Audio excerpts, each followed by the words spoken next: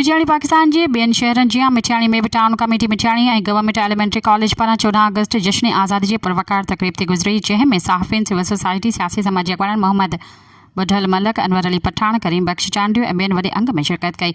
जैसे स्कूली शागिर्द पाकिस्तान जा झंडा हथन में खणी पाकिस्तान जिंदाबाद और पाक फौज जिंदाबाद जा नारा लगाए रहा हुआ।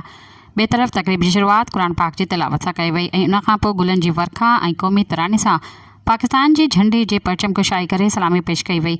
इन मौके पर एलिमेंट्री कॉलेज के प्रिंसिपल खलील रहमान सोलंकी और town chairman engineer Sikandar Ali Chandio खिताब कंदे चयो त अॼु जो ॾींहुं असां लाइ ईद जो ॾींहुं आहे ऐं असां सभु ख़ुशनसीब आहियूं जो असां आज़ाद आहियूं।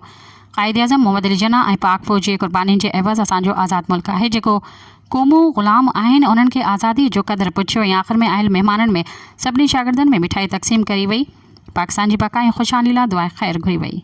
सब्सक्राइब कयो अवामी न्यूज़ HD खे ऐं ताज़ा तरीन ख़बरुनि लाइ ॾिसंदा रहो अवामी न्यूज़ HD।